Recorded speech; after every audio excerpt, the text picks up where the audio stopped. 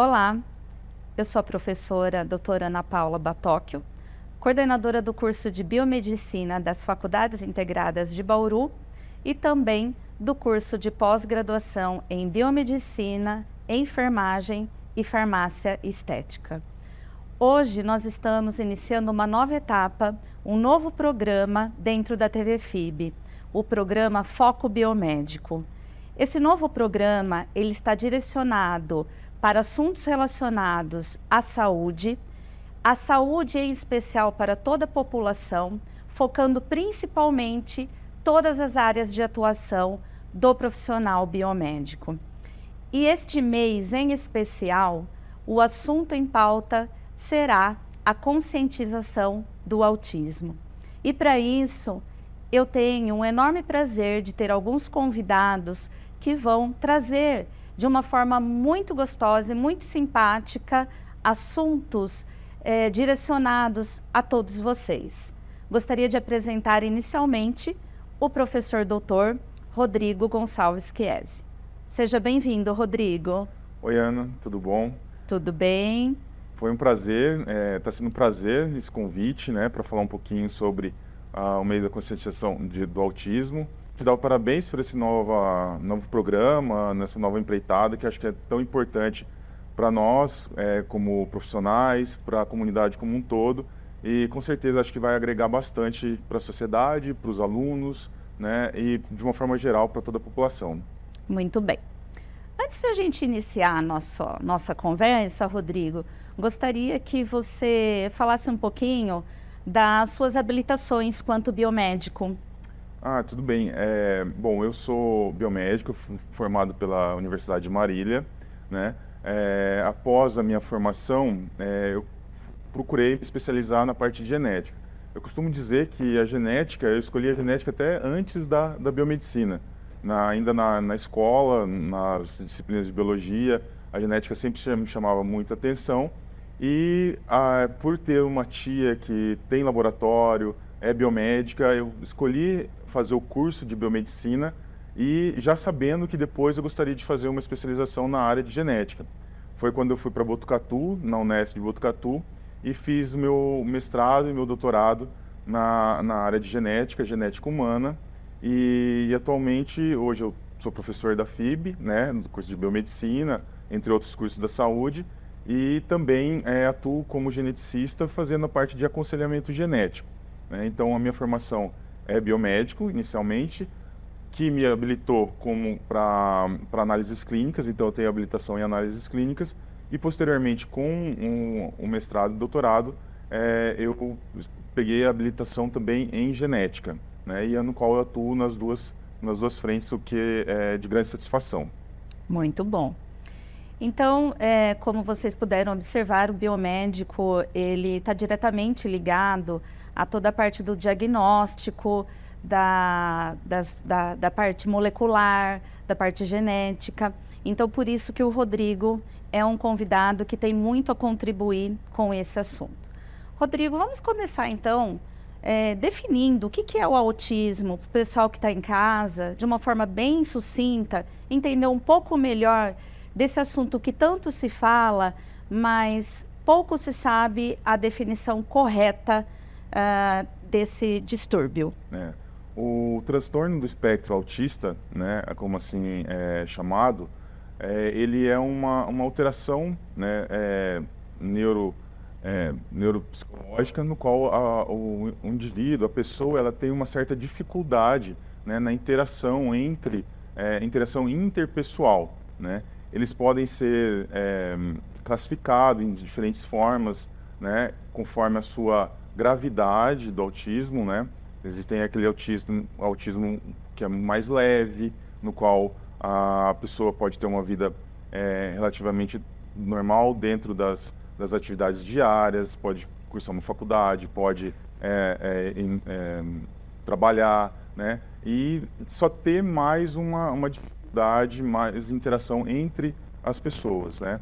E outros mais graves, no qual causam várias limitações, né? E acabam tendo uma necessidade de atenção maior com essas pessoas que são diagnosticadas com autismo. Muito bem. E hoje em dia, nós temos alguma causa ou causas que estão diretamente relacionados ao diagnóstico do autismo? Bom, as causas do autismo, elas não são completamente esclarecidas, né? Existem muitos fatores ainda que estão sendo investigados, e mais se sabe bastante que existem causas genéticas que envolvem o autismo, né? A gente sabe que o autismo ele pode ser classificado como uma alteração poligênica, ou seja, você tem vários genes envolvidos no desenvolvimento do autismo. E às vezes até causas gênicas, né, de um gene único que pode ser, que está envolvido no caso do autismo. Então, dependendo do gene alterado, ou dos genes alterados, a gente pode chegar na causa do autismo, da etiologia do autismo, transtorno do espectro autista, né? A gente sabe que pode existir alterações cromossômicas. O espectro autista, ou as características autistas, ela é secundária a uma determinada síndrome. Então, se a gente olhar uma síndrome que é bem conhecida, como, por exemplo, a síndrome de Down, ela tem todas as características da síndrome de Down, né? Mas também tem algumas alterações comportamentais que são características, por exemplo, do autismo, né? Então, sabemos que existem algumas condições genéticas, algumas síndromes genéticas que podem estar associadas ao autismo, ou até mesmo alterações em genes únicos que podem estar relacionados ao autismo. Quando a gente olha do ponto de vista genético, né, a gente consegue ver algumas causas que justificam o autismo. A gente tem até alguns sites no qual os genes já estão previamente descritos. Então, se um paciente ele procura o serviço de aconselhamento genético e ele faz alguns exames, né, para tentar chegar na causa do autismo, a gente, dependendo do resultado que é observado, você já tem catalogado os genes. Então, opa, esse gene aqui está associado, já foi descrito em casos de autismo. Então, a gente chega não no diagnóstico, porque o diagnóstico ele, né, é clínico, mas na causa, no auxílio da causa, né? E com isso a gente pode estimar o risco de recorrência. Às vezes é um casal que tem o primeiro filho com autismo e eles querem saber o risco de ter um segundo filho com autismo. Então, quando a gente observa, faz o exame, verifica que a mutação que aconteceu é uma mutação nova, né? Então, aconteceu apenas no desenvolvimento da criança, o risco para um segundo filho é o mesmo da população em geral, né? Então, a gente consegue orientar esses pais, né? Ao mesmo tempo também que quando chega na causa do autismo, os médicos que acompanham, os neurologistas, os psiquiatras, eles podem, como eu posso te dizer, eles podem direcionar melhor a forma de tratamento para esses casos. E, Rodrigo, tem alguns relatos na literatura que mencionam a idade paterna avançada como uma das causas. Você tem observado isso dentro da clínica? Então, Ana, você sabe que isso é um fator que está surgindo cada vez mais, essa hipótese, que ela ainda está sendo um estudo para confirmar essa hipótese. A gente sabe que algumas síndromes genéticas, quando a gente fala de síndromes que são relacionadas a mutações gênicas, então em genes únicos, né, podem estar associadas à idade paterna, tá? Como, por exemplo, a síndrome de Apert, que inclusive teve uma aluna nossa que teve, né? Inclusive ela fez o TCC, foi minha orientada, e ela falou, professor, tem relacionado com a idade paterna.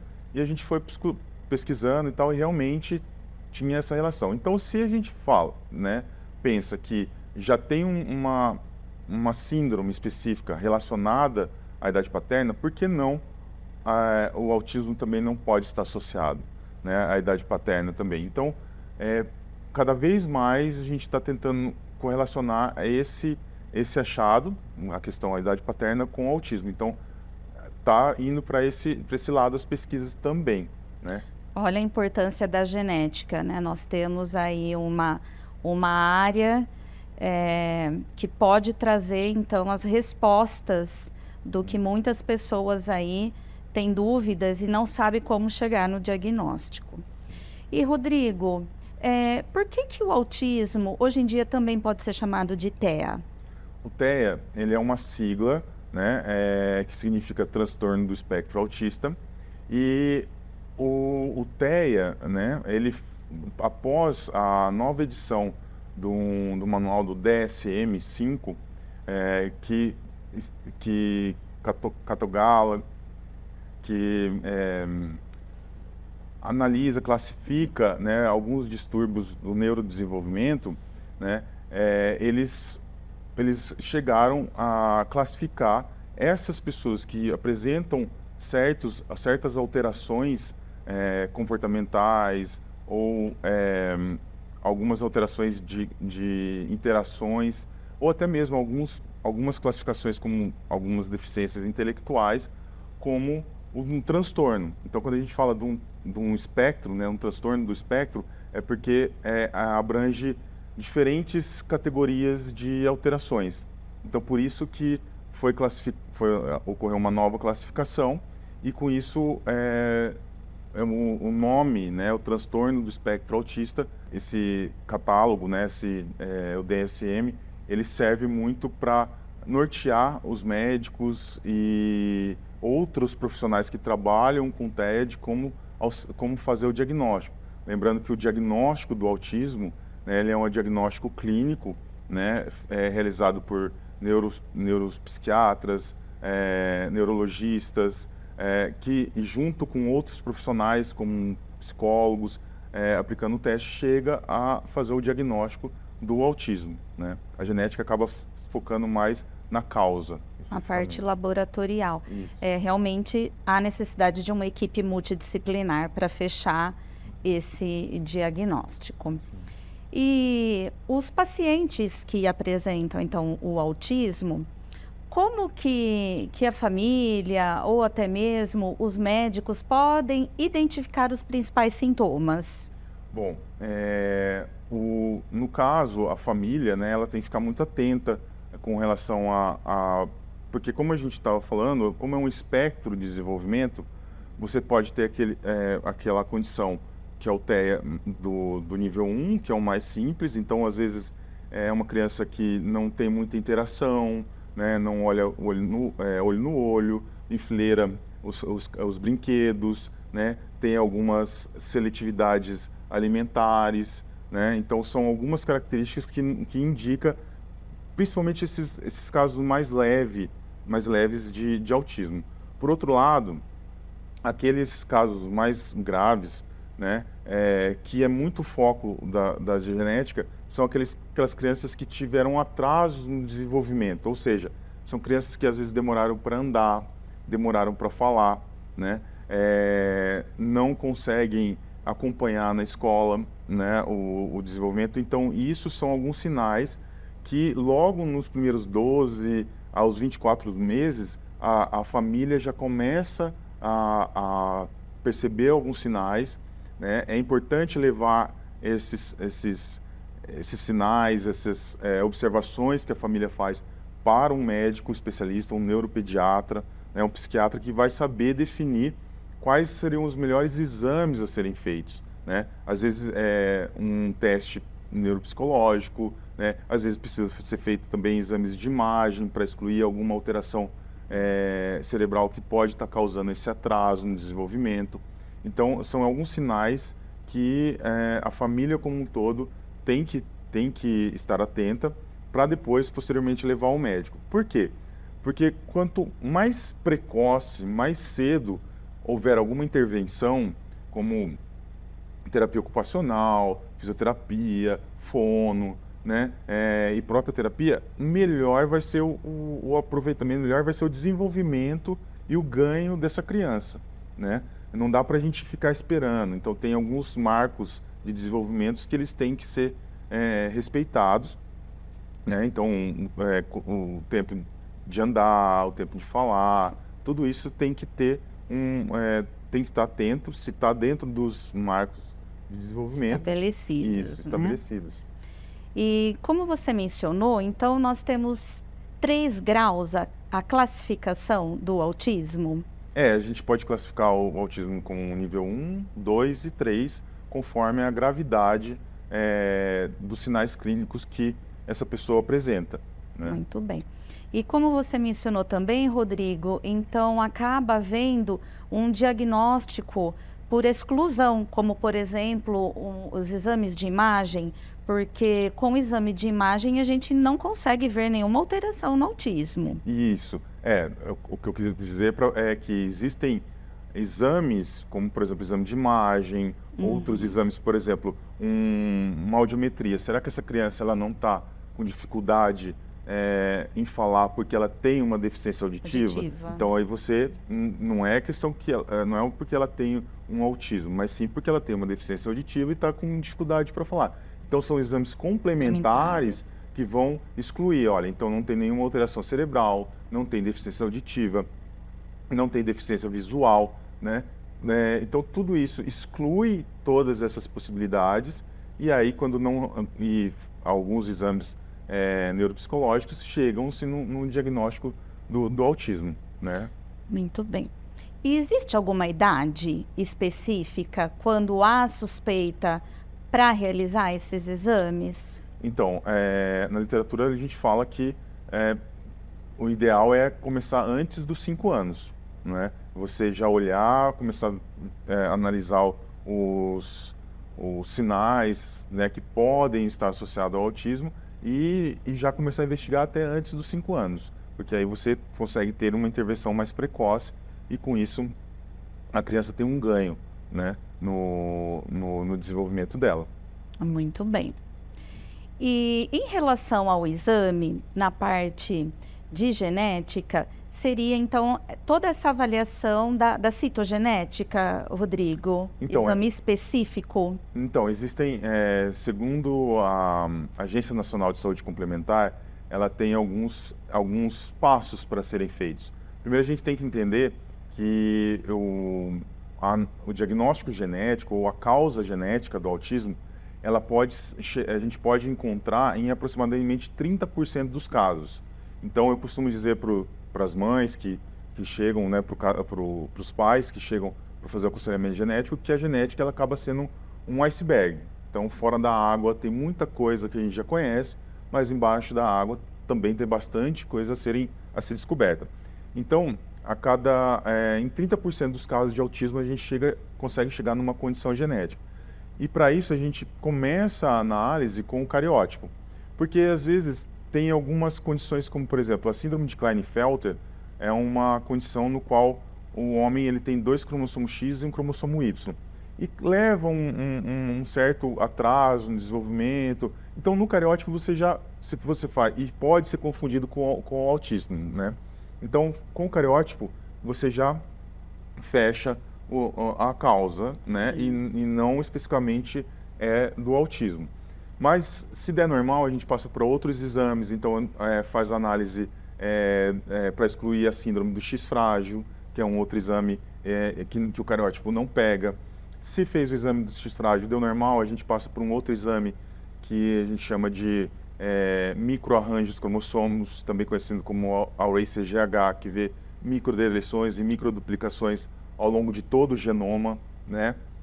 E por fim, um dos exames mais recentes é o exoma completo, né? No qual a gente consegue fazer o sequenciamento de todos os genes, né? E com isso ver se os genes eles estão com a sequência correta, estão íntegros, ou então se houve mutações que faz com que determinado gene não funcione da forma correta. E aí a gente consegue chegar e dar uma devolutiva para os pais, né, que, olha, a causa do autismo foi uma deleção, uma duplicação, né, uma mutação em um gene específico, né, qual o risco de recorrência dessa condição. Então é nessa linha que a genética atua. São vários exames, não dá para a gente falar apenas um exame específico. Ok. E hoje em dia, nós ouvimos em todos os lugares as pessoas mencionarem que conhecem sempre em alguma rodinha algum indivíduo que tem o autismo. Então, parece que essa incidência aumentou hoje em dia.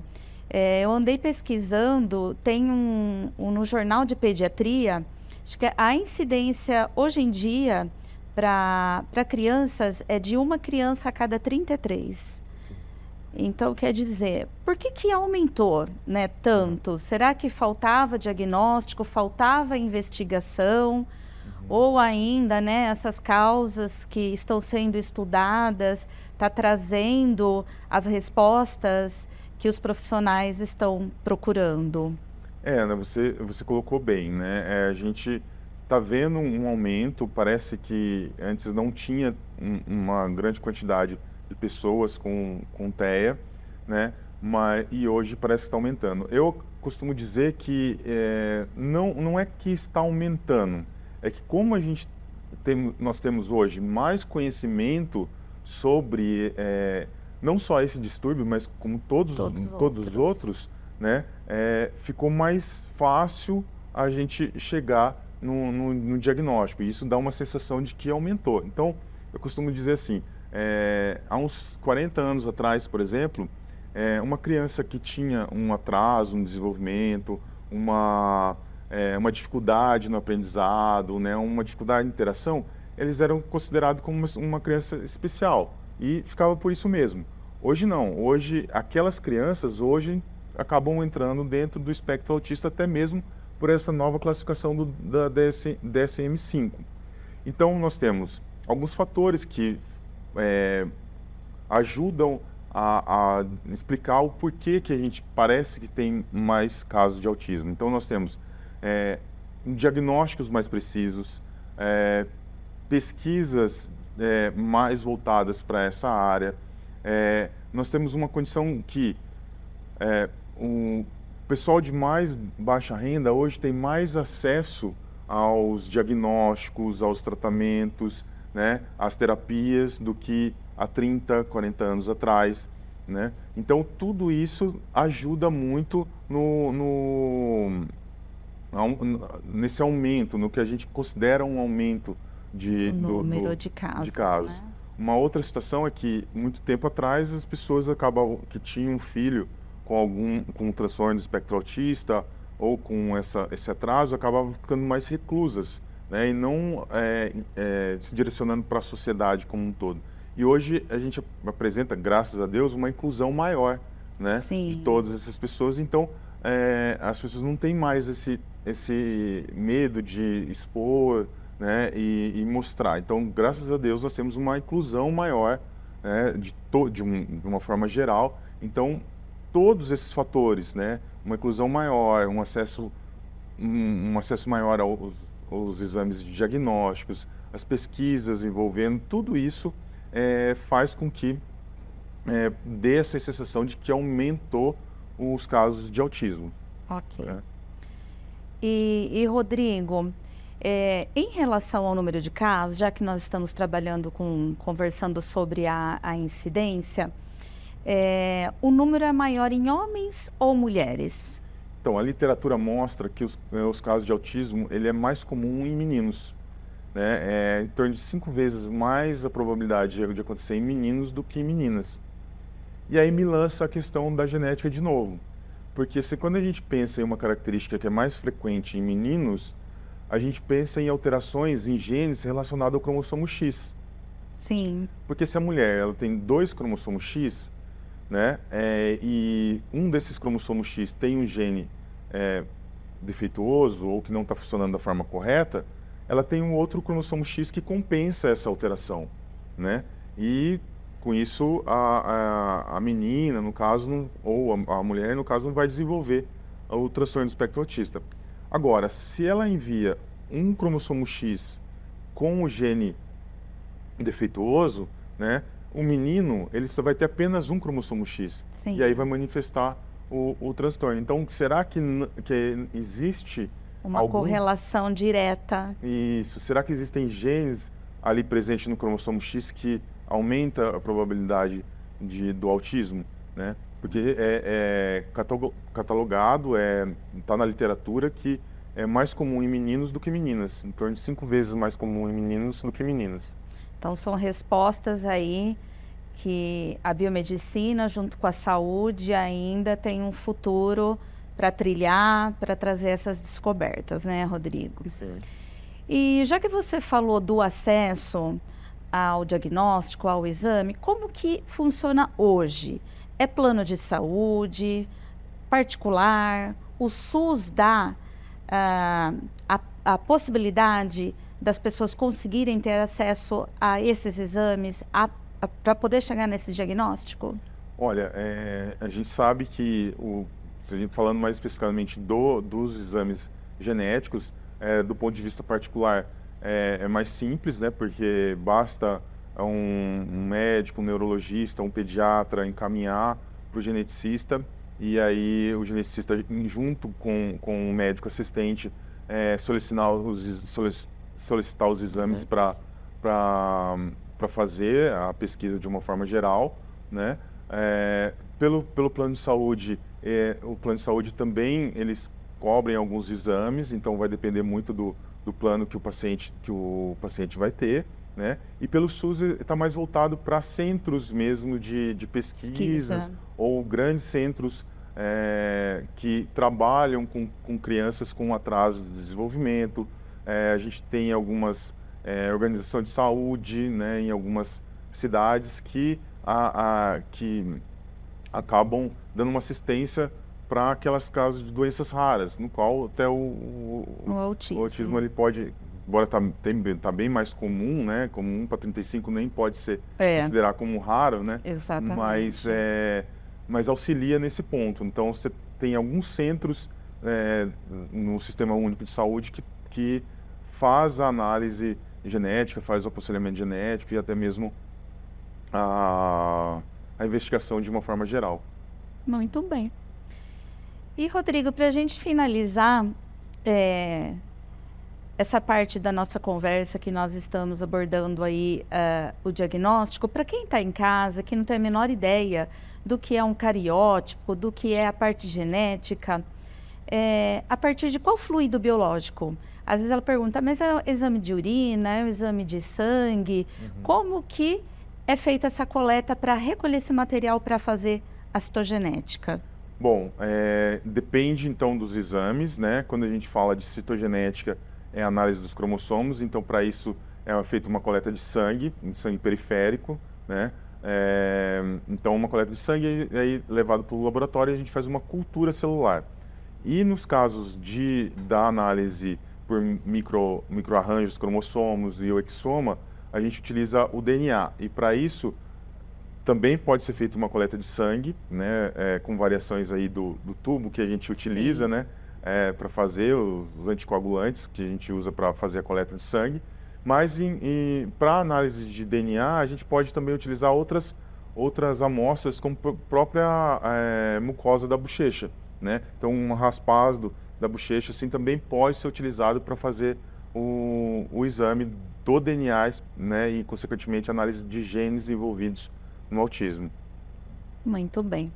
E, Rodrigo, eu gostaria que você deixasse uma mensagem para quem está em casa, quanto biomédico, quanto profissional que recebe essas famílias que te procuram no teu consultório, quanto biomédico geneticista.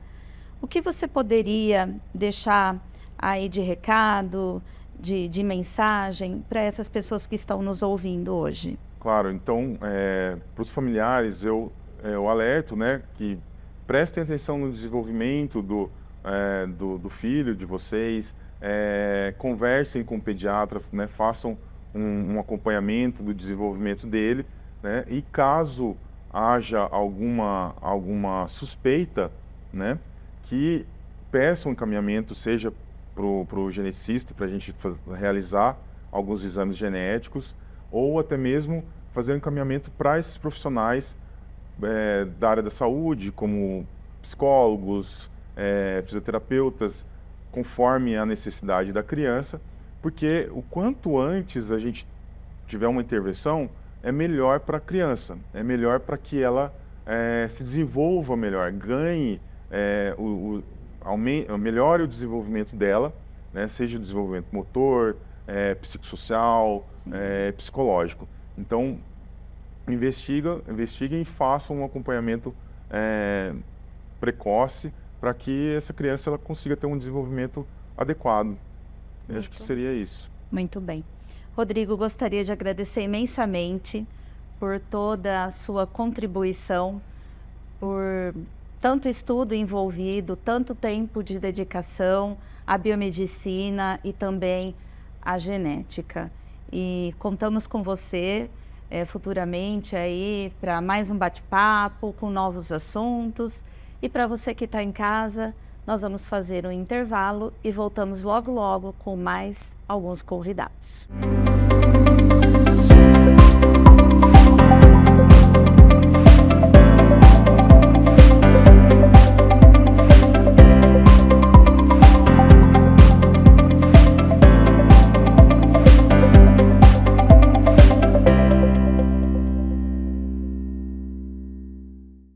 Ingressar na faculdade é uma das principais etapas da vida. O aluno chega com tudo: sonhos, desejos, muita expectativa e uma baita vontade de estudar. E a FIB vem com tudo também. Laboratórios completos, aulas 100% presenciais e cursos de excelência, sendo 4 deles nota máxima no MEC. Professores mestres, doutores e que atuam profissionalmente com aquilo que ensinam. Comece sem pagar mensalidade e trabalhe já nos primeiros anos. FIB. Vem com tudo. Inscreva-se fibbauru.br.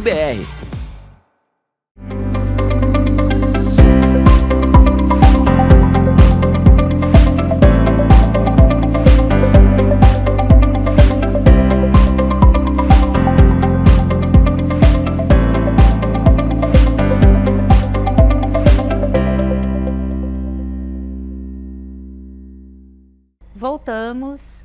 Vamos continuar falando sobre o assunto da nossa pauta, que é o autismo. E a minha segunda convidada, tenho um enorme prazer de tê-la aqui.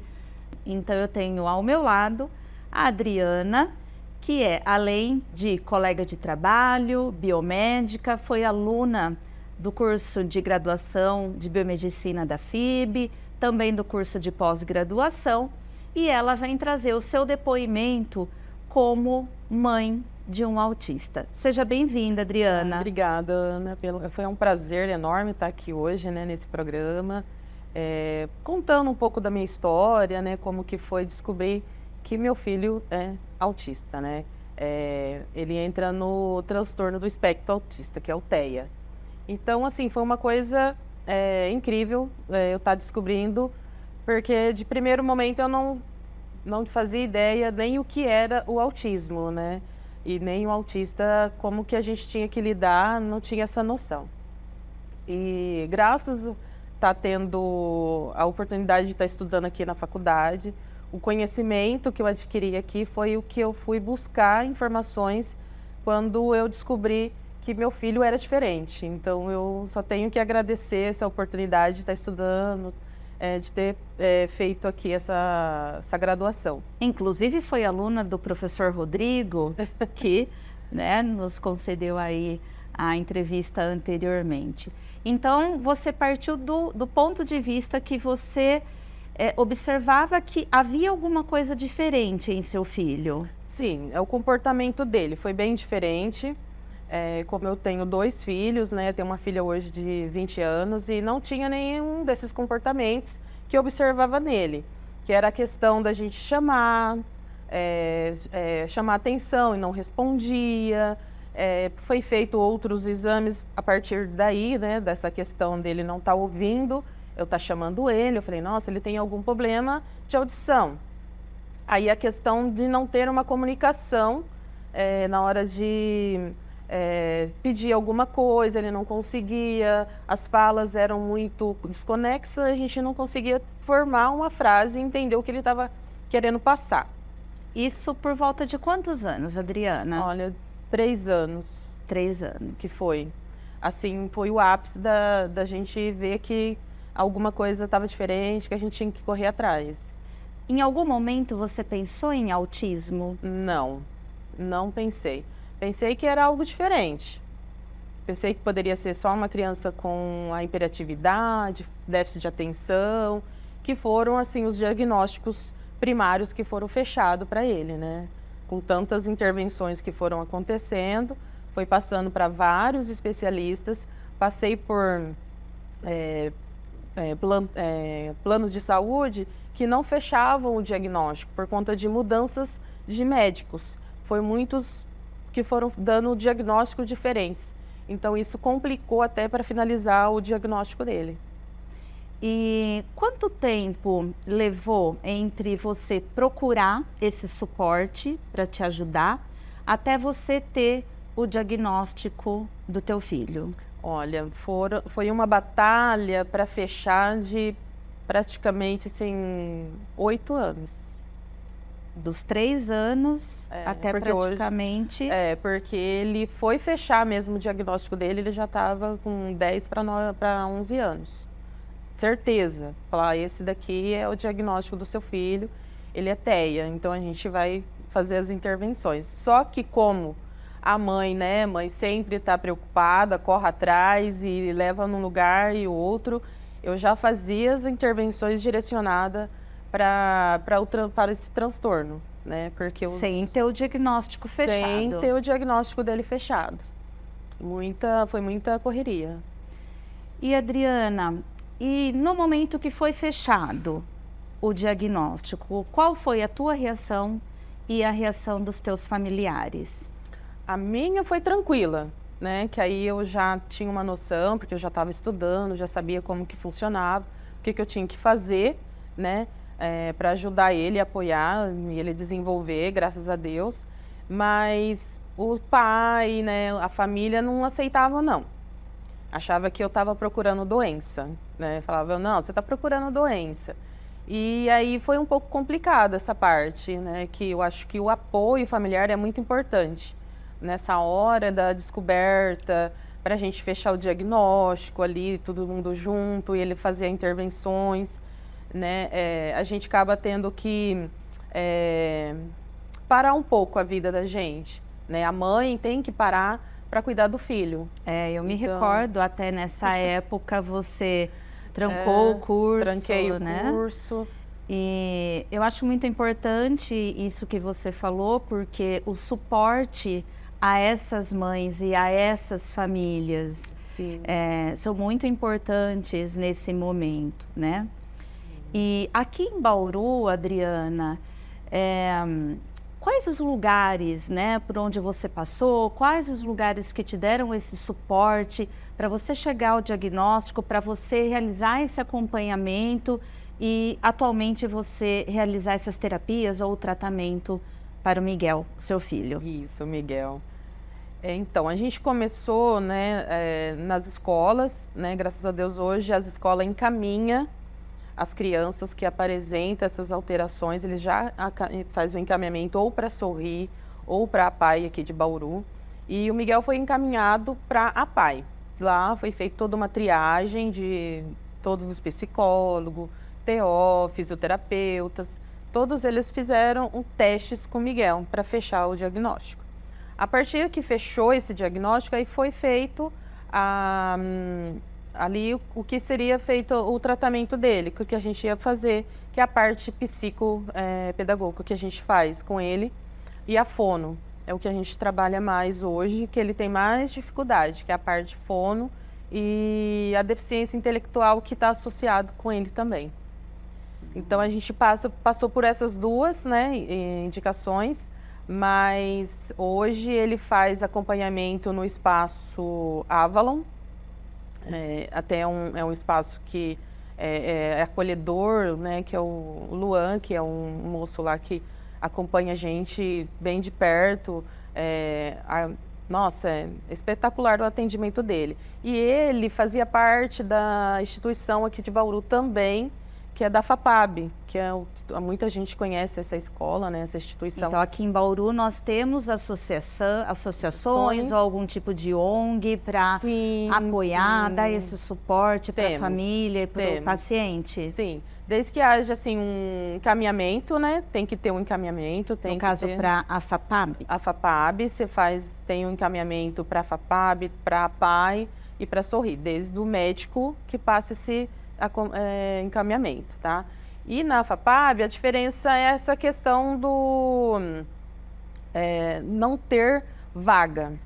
Sim. A gente tem uma lista de espera lá, até o Miguel tá nessa lista de espera, que a gente está esperando para entrar, né? Porque eu acho interessante ele ir para uma escola, né, especializada. E aí a gente não tem por conta disso.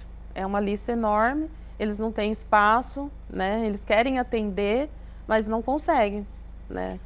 Muito bem. E a escola, hoje em dia, o que pode oferecer para inserir teu filho nas atividades do dia a dia, com os colegas, enfim, no cotidiano? Graças a Deus, assim, eu tenho uma interação na escola, né, junto com as coordenadoras, professores. Eu procuro estar muito próxima, né, de todos para estar atendendo o Miguel e que ele também possa interagir com as outras crianças normais, né, com espaço. Ele faz os acompanhamentos, que é sala de recursos, é uma professora especialista nisso, que faz todas as intervenções necessárias que ele precisa na sala de recursos. E até um horário diferenciado do horário que ele tem que ir para a aula. Ele vai no período da manhã, mas a intervenção é feita no período da tarde, com uma professora especialista.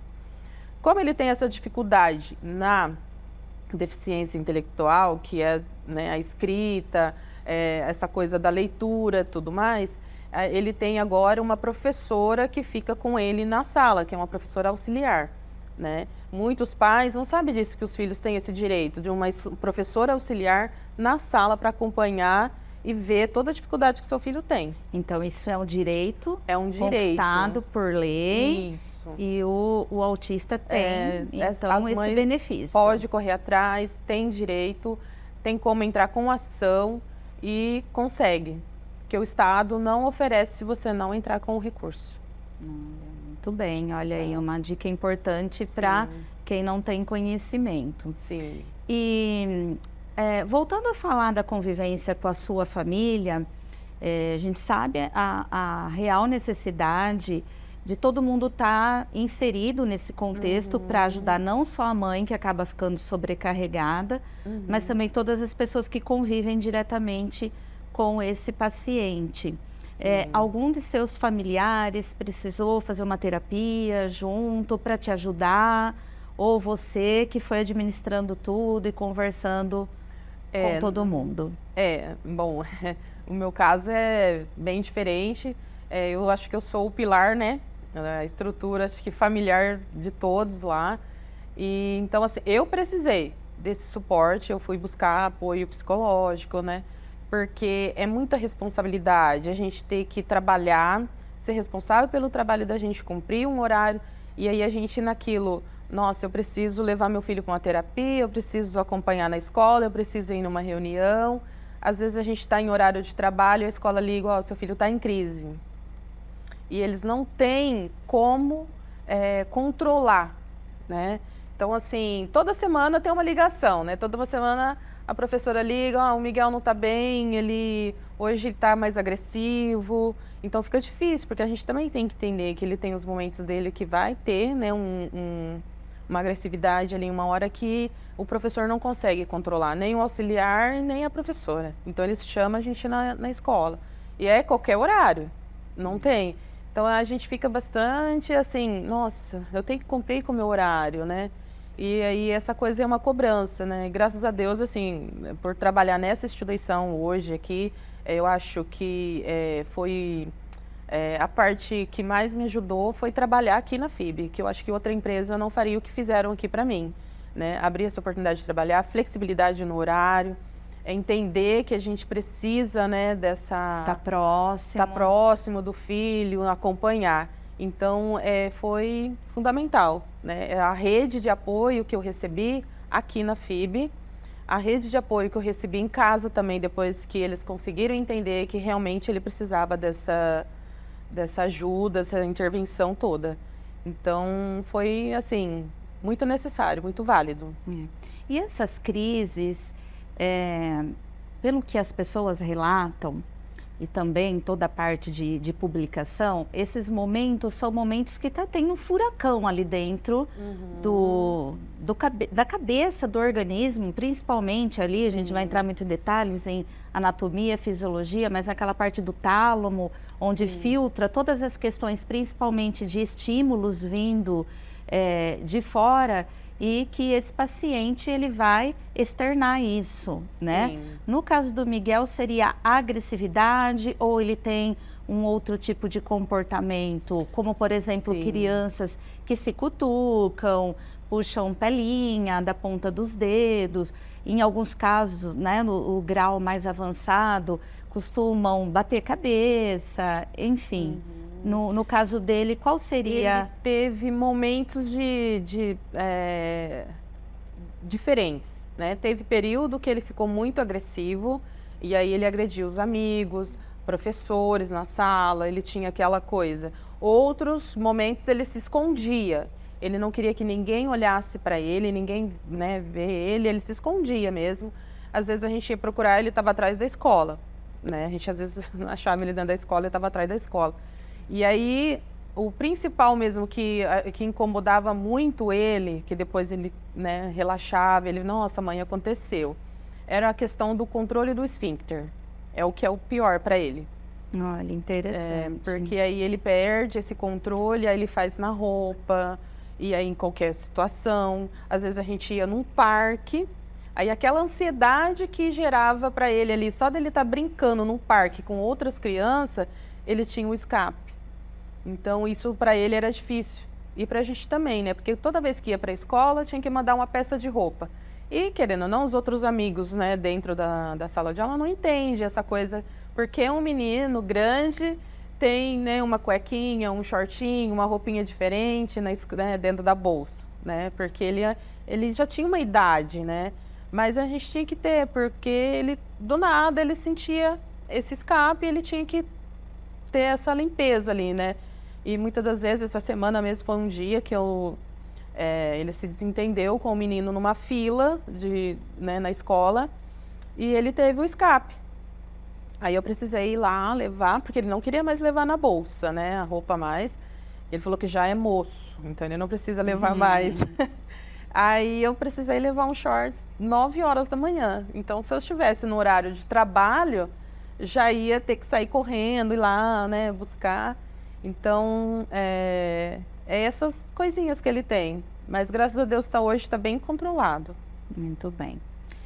E, Adriana, o que é passado para você em relação, não só à parte do apoio, do suporte psicológico, né, o pediatra, o médico, mas tratamento medicamentoso? Falam para você, existe algum medicamento ou existe a cura? Falam assim, que cura não tem, a gente não tem uma cura.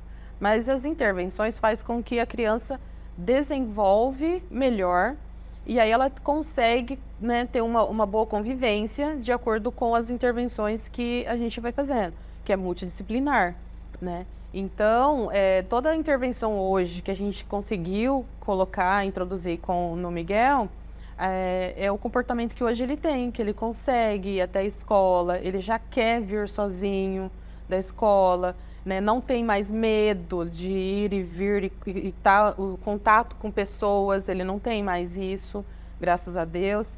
Então, assim, tudo isso que a gente fez, hoje refletiu nessa melhora dele, que se a gente não tivesse feito essas intervenções, hoje ele não seria, assim, tão evoluído, né? Que hoje ele consegue fazer a própria comida, eu ensinei tudo.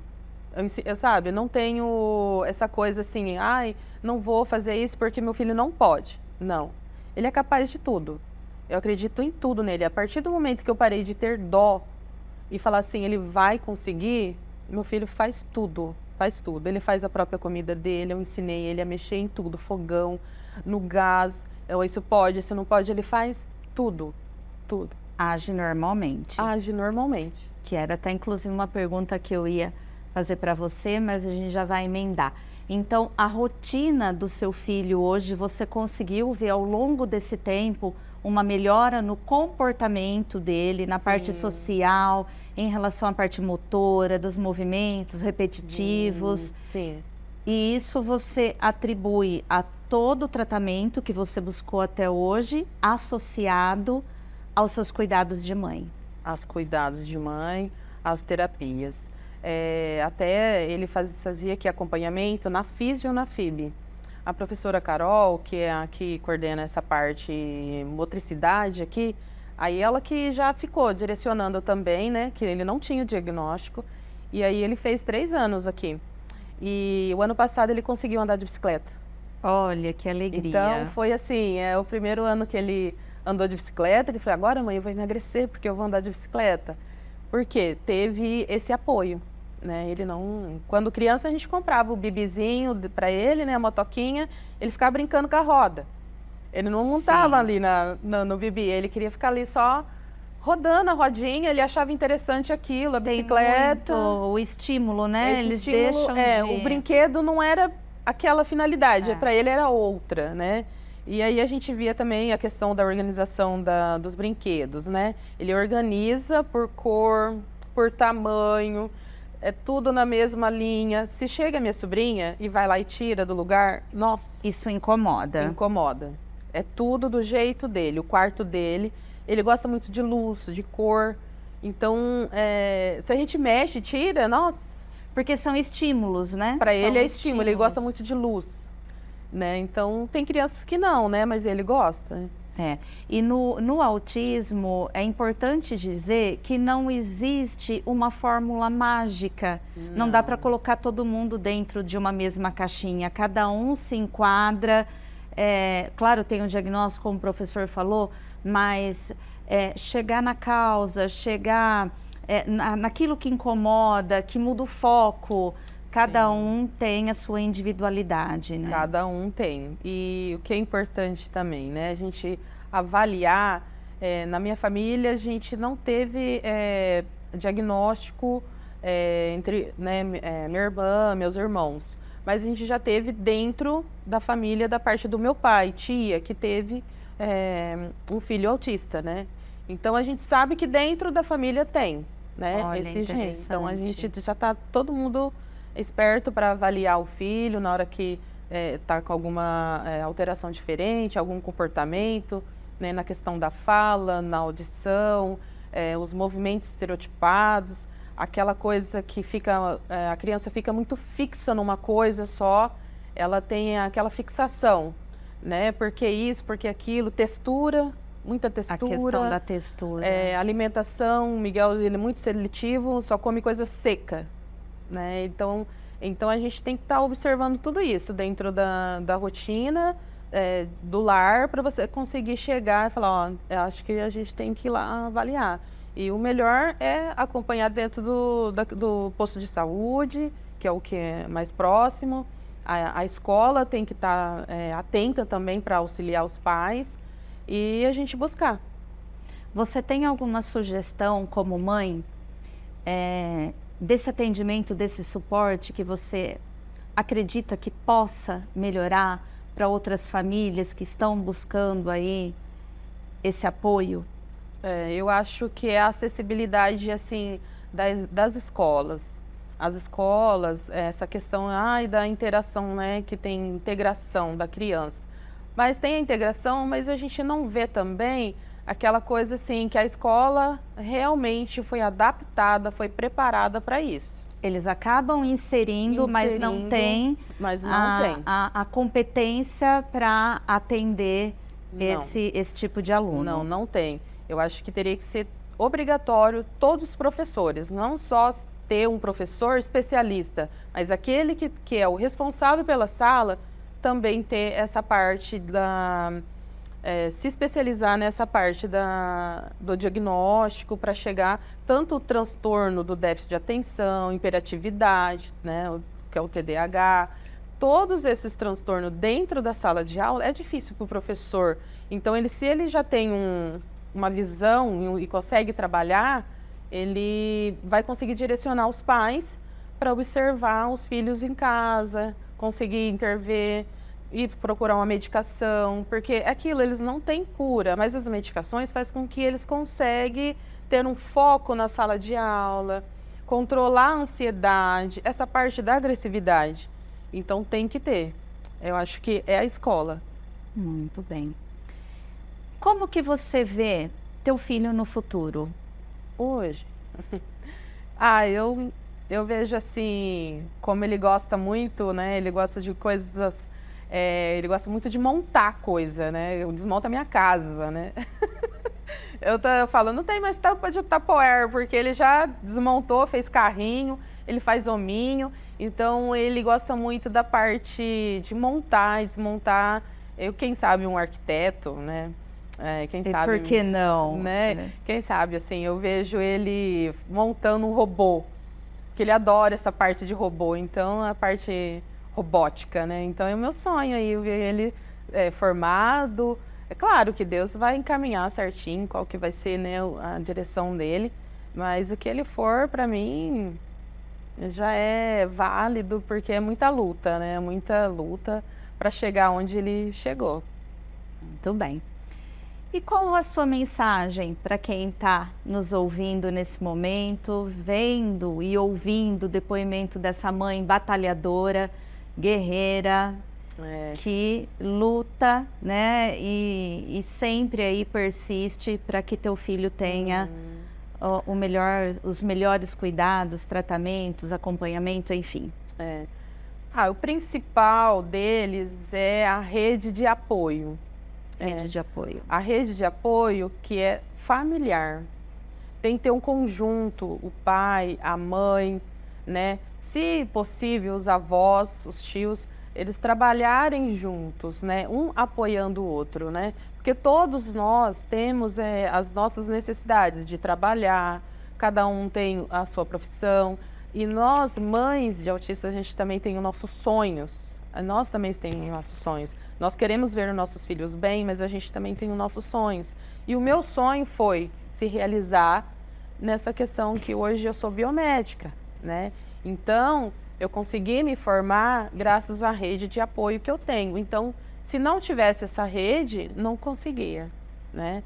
Eu acho que a minha mensagem é essa: ajudem um aos outros, né? A família, apoiando, que tudo dá certo. E fazendo um link aqui para a gente finalizar esse bloco, você manteve o foco biomédico, né, Dri? Sim. Porque não é fácil, são muitas disciplinas, são muitos trabalhos, estágio puxado, e eu acredito que mantendo o foco na hora certa você conseguiu voltar e conseguiu aproveitar de todo esse conhecimento da área da saúde também para ajudar seu filho. Sim, foi muito importante a graduação, já para ter essa noção de buscar as pesquisas, né, buscar artigo científico que os professores ensinam a gente a buscar lá conhecimento, né? Então foi o que foi fundamental para chegar a um diagnóstico e ser forte e terminar a faculdade. E hoje ele está no ponto que está. Adriana, eu agradeço imensamente a sua presença, esse bate-papo gostoso, né? Ouvir de uma mãe tão carinhosa, tão dedicada, e espero aí que seja aproveitado para quem está em casa, que tenha algumas dúvidas. Quem quiser também tiver alguma dúvida, nós estamos sempre aqui na FIB. Quiser agendar um dia, sentar, conversar com a Adriana, ouvir aí tudo que ela tem para falar como mãe, né? As angústias, a ansiedade, os desafios que ela passou, nós estamos sempre aqui de portas abertas. É isso. Muito obrigada mais uma vez. Vamos para mais um intervalo e já já estamos de volta.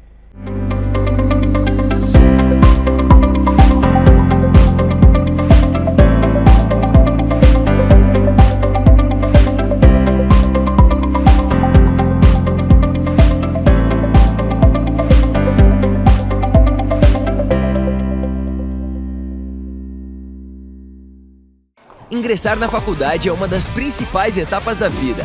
O aluno chega com tudo: sonhos, desejos, muita expectativa e uma baita vontade de estudar. E a FIB vem com tudo também. Laboratórios completos, aulas 100% presenciais e cursos de excelência, sendo 4 deles nota máxima no MEC. Professores mestres, doutores e que atuam profissionalmente com aquilo que ensinam. Comece sem pagar mensalidade e trabalhe já nos primeiros anos.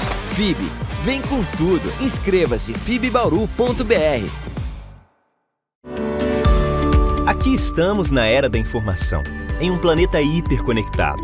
O mundo moderno demanda estruturas e serviços que rompam barreiras e transformem vidas. Crescer é evoluir, chegar mais longe acompanhando de perto cada detalhe. Em cada lugar e a cada projeto, entregar além do que se espera. A LPNet é fibra ótica, é o presente e o futuro.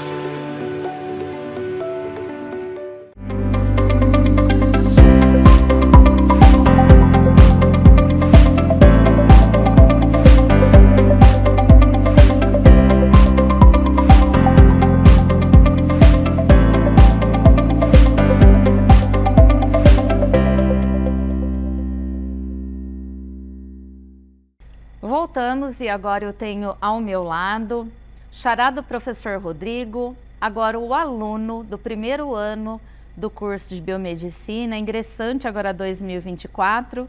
Rodrigo, seja bem-vindo, Rodrigo. Obrigado, é um prazer participar aqui do programa.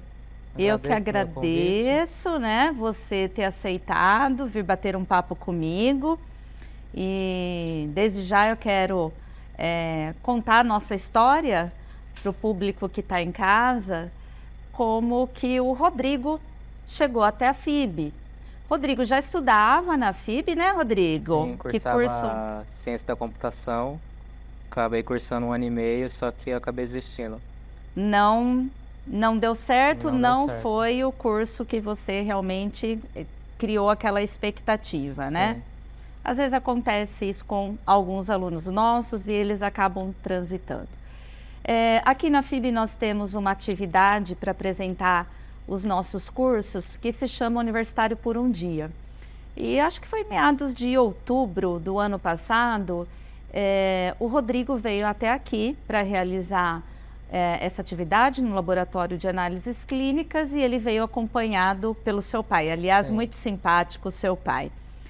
E o pai participou da atividade e eu, naquele momento, não observei nada de diferente no Rodrigo. Para mim, passou despercebido, exceto pelo pai dele pedir para acompanhá-lo na atividade.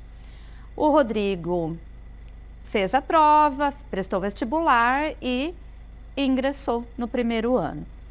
E, num dias que antecederam o início da aula, eu recebi em minha sala o Rodrigo acompanhado pelos pais que vieram trazer o laudo do Rodrigo com o diagnóstico de autismo. Conversei bastante com eles e também com o Rodrigo, né? E para mim foi um desafio, porque com o diagnóstico eu não tinha no curso de biomedicina ainda nenhum aluno, né? Às vezes por suspeita, mas sem o laudo. E aí nós criamos um laço de que em qualquer momento os professores, os alunos, todo mundo estaria à disposição para ajudá-lo. E aí eu gostaria que você, né, contasse primeiro, Rodrigo, um pouco da sua história antes de chegar aqui na FIB.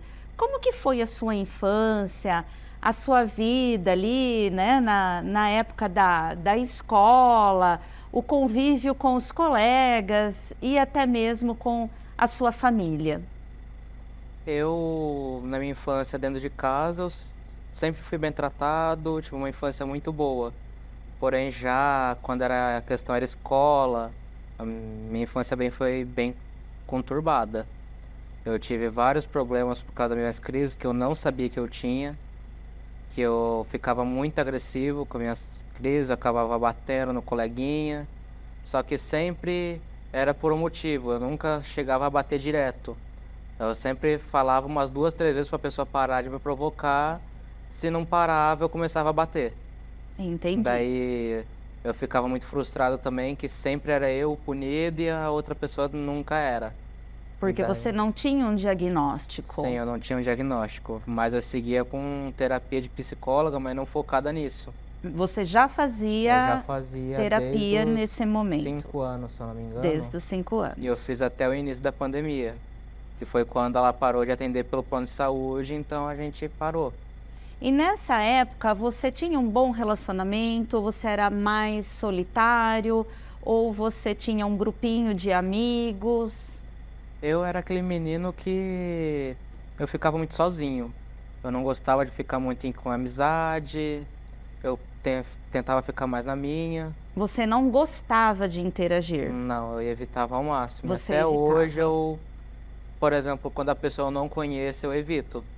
É bem difícil eu chegar já a puxar assunto. Normalmente é a pessoa que tem que puxar assunto pra mim. Entendi. E dentro da tua família, quando que os seus pais, de repente, ou dentro do convívio com a sua irmã, despertou alguma coisa? Olha, tem alguma coisa diferente no Rodrigo para vocês buscarem, então, esse apoio? A gente foi em questão do apoio de psiquiatra em meados, assim, do meio do ano passado. Que minha mãe me levou numa psiquiatra e ela pediu para fazer uma consulta com uma psicoterapeuta. Que aí sim ela começou a desconfiar que eu tinha o autismo. Que aí sim ela começou a analisar tanto quanto a gravidez da minha mãe, tudo em questão disso. Então, até o ano passado, você não tinha o laudo Não, de autista. não tinha. Eu fui tirar o laudo em dezembro do ano passado. E até chegar nesse laudo, ao longo, né, da tua infância, hoje você já passou a infância, adolescência, né, um jovem adulto, esses momentos de crise, eles sempre se manifestam por agressividade? Depende às vezes da situação. Por exemplo, na escola eu ficava muito agressivo por causa que era muito ficava com provocação. Por você ser mais introvertido, Sim. os colegas, na questão do bullying, Sim, ficavam provocando para esperar mesmo uma resposta tua. sim. Daí nesses casos eu sempre fui agressivo. Daí algumas vezes eu sou muito sentimental, eu começo a chorar muito. Às vezes eu tento me ficar mais excluída com minhas crises. Daí, por exemplo, quando eu tenho crise nervosa, eu começo a suar frio, começo a ter dor de cabeça, muita tontura. E nesses casos é mais fácil meio que ficar num cantinho, tomar remédio e esperar passar. Muito bem.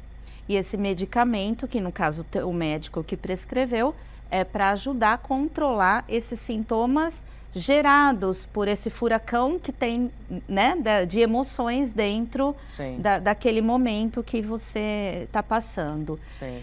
E por conta desses sintomas, quando aconteciam, você relatava para a tua família o que acontecia na escola ou tinha um responsável da escola que passava essas informações para a tua família? Sempre eu ia para a diretoria e o próprio coordenador ou o diretor já ligava para minha mãe falando o que acontecia e pedia para ir na escola. E aí, nesse período, houve, ou da parte da escola, ou de, enfim, de algum outro suporte, que você fosse encaminhado primeiramente ao quê? A um psicólogo, a um psiquiatra? Qual foi o caminho feito por vocês A nesse minha mãe- período? A minha mãe mesmo decidiu procurar uma psicóloga, que ela falou que não é normal uma criança ser muito agressiva na escola, às vezes ficar muito excluído, não é normal. Ela decidiu estar me levando uma psicóloga para ver se resolvia um pouquinho a situação. E esse tempo todo, se eu não me engano, umas 10 a 12 anos de terapia me ajudou muito. Ajudou você a aprender a controlar Sim. essas emoções. Muito bem. E a partir do momento que você, então, ingressou na instituição, como que passou a ser a sua vida acadêmica? Você foi inserido dentro, né, da faculdade, veio para o curso de Ciências da Computação. E o que mudou do Rodrigo lá, né, no colégio, com os amiguinhos, para o Rodrigo dentro do curso das Ciências da Computação? Eu sempre tentei fazer um pouco mais de amizade, só que quando eu percebi que a pessoa mesmo não queria, eu já deixava quieto, já esquecia a pessoa. E eu sempre tentei dar mais o foco nas matérias que eu tinha mais dificuldade, que na escola eu meio que perdia totalmente o foco dessas matérias. Eu tentava esquecer que tinha essas matérias, eu tinha muita dificuldade. Mas você sempre conseguiu passar de ano, conseguia depois, com ou sem recuperação, fechar essas disciplinas, ou perdeu algum ano? Não, eu consegui recuperar em todos os anos. Eu nunca reprovei de ano, graças a Deus. Mas meus pais, sempre quando precisava, eles contratavam um professor particular. Para te ajudar. Principalmente para exatas, física, química, matemática. E o professor, quando chegava em casa, ele falava para minha mãe, que eu só fiquei sabendo quando eu fui fazer o laudo, que o professor falava, ele sabe todas as fórmulas, só que ele tem problema para interpretar a questão. E até hoje eu tenho uma certa dificuldade. Para questões que estão já na cara, eu consigo entender facilmente. Daí, quando é uma questão que precisa de um raciocínio maior, eu sinto mais dificuldade nessas. Muito bem. Quando foi fechado o seu diagnóstico, que faz pouco tempo, como você relatou, então tem menos de um ano, né, Rodrigo? Tem menos de um ano. Tem menos de um ano. Você foi enquadrado em qual tipo, em qual grau do autismo? O meu grau do autismo é o grau 1. O grau... é o que menos passa, é o que menos se percebe. Que nem você tinha comentado que quando eu vim aqui conhecer, você nem reparou que eu era. Não. Só que eu sou aquela pessoa mais quieta, eu tento ficar mais na minha. E eu dificilmente vou puxar assunto, é mais uma outra pessoa que puxa o assunto. Então, a sua maior dificuldade está relacionada à parte cognitiva, ou você, hoje em dia, já controla um pouco melhor essa questão do comportamento social, relacionamento entre as pessoas. Para quem não sabe, eu vou contar, né, Rodrigo? Hoje o Rodrigo, então, fez a transferência para o curso, mas ele fez a prova, vestibular e tudo mais. Ele foi muito recebido, né, muito bem recebido pelos colegas, né? Eu acho que houve, né, sem eles saberem ainda, porque o Rodrigo, ele usa o crachá de identificação do autismo, que depois é até uma outra pergunta que eu quero que você responda para mim. Mas você foi muito bem recebido pelos alunos, pelos professores, e é isso que o Rodrigo é o representante da turma, né, Rodrigo? Sim. Então, fala um pouquinho aí, né? Como que está sendo essa sua tarefa aí, nesse atual momento aí, sendo representante de turma, a turma sabendo, né, do diagnóstico dele e essa nova experiência sua, né, com toda uma sala. Por mim, está sendo bem tranquilo por enquanto, que não está tendo muito problema, por enquanto só está sendo... Alguns alunos tendo alguma dúvida, eu já passo diretamente para o professor. Por exemplo, o nosso professor, o Luiz Farge, ele fala, sempre quando o representante quer falar comigo, ou manda mensagem diretamente ou me liga. Eu sempre mando mensagem, ele já responde no grupo já em 5, 6 minutos. Já também mandei mensagem para você, que sempre respondeu. Então você faz, né, esse intermédio aí entre os alunos e sabe filtrar, né? Então a gente falando tanto do tálamo aí na questão do autista, mas você faz esse filtro e essa ponte entre o aluno e o professor. Sim. E Rodrigo, outra coisa que é importante aí, né, como você já mencionou, então além das terapias que você desde da sua infância, realizou psicólogos. Hoje em dia, então, você continua com a terapia com psicólogos, né? E você faz o uso contínuo de alguns medicamentos prescritos pelo teu médico. Sim, faço uso de 2 medicamentos. Um que é principalmente para me manter mais calmo, que eu sou muito imperativo, eu fico muito, às vezes, ou roendo unha, mexendo muito a perna quando eu tô nervoso, isso me ajuda um pouco. E o outro é para dar um foco maior, que eu consigo perder o foco muito facilmente. Então esse medicamento me ajuda muito. O que faz você perder o foco? Você consegue? Já que a gente está falando a foco de novo e é o nome do nosso programa, o que te faz perder o foco? Você consegue mapear isso hoje em dia? Algumas coisas sim. Algumas vezes é muito barulho, ou é alguém ou começa a comer do meu lado, eu já me sinto incomodado, eu já perco o foco. Ou se acontece alguma coisa do lado de fora, eu já perco o foco também. Isso também... São múltiplos estímulos ao mesmo Sim. tempo, né? E falando em foco, todas as pessoas relatam, né, que convivem aí com os autistas, que vocês acabam desenvolvendo o hiperfoco. Sim. Né? Você consegue tirar muitas coisas podem tirar o foco, como você mencionou, estímulos externos, mas você tem uma habilidade, uma capacidade para ter o foco específico em um determinado, enfim, objeto, assunto. Qual seria o seu hiperfoco, Rodrigo? Pelos que eu já descobri, é computador e carro, que eu sou muito interessado nesses 2 tipos. Desde que meu pai também já me ensinava como que era o carro, me mostrava várias vezes aqueles carros antigos, e hoje em dia eu sou muito interessado nesse assunto. Muito bem. Então você entende muito de marca de carro, Sim. de toda a parte de motor, isso? Parte você... mecânica parte e mecânica. questão de marca. E computador seria o quê? Games ou a parte mesmo de peças do computador? Tanto em questão de videogame quanto as peças dos computadores. E talvez essa questão sua do hiperfoco no computador que tenha te levado ao curso das ciências Sim. da computação no primeiro momento. Sim. Agora vamos falar da biomedicina.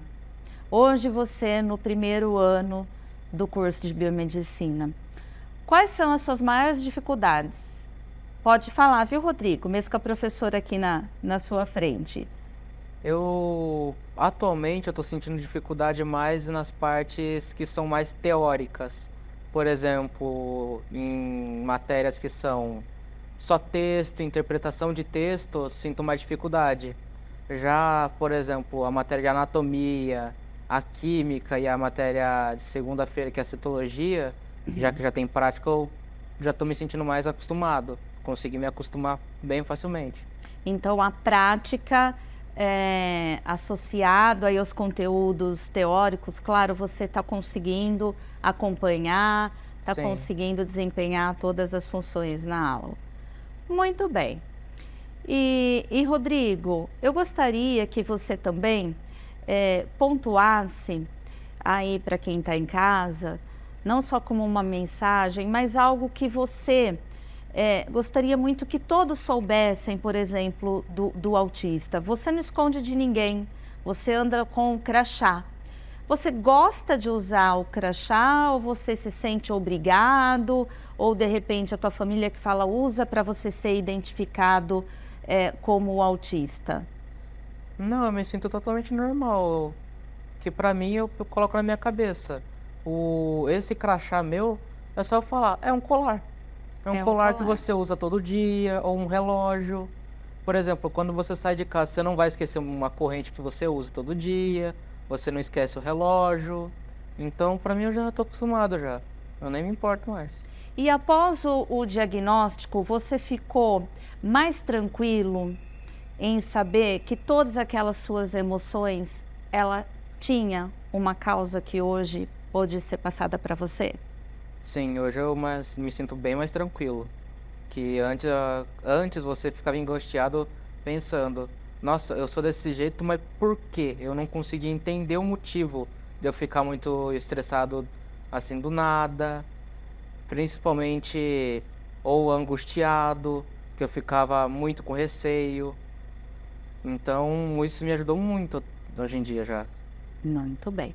E Rodrigo, para a gente finalizar, então, deixa uma mensagem para o pessoal que está nos ouvindo, nos assistindo, que se identificou com a sua história, com o seu depoimento, com a sua luta em buscar o que realmente você teve interesse, trocar de curso, sair de um curso de uma área e ir para a área da saúde que é tão complexa e para mostrar, né, que todo mundo é capaz, inclusive um autista.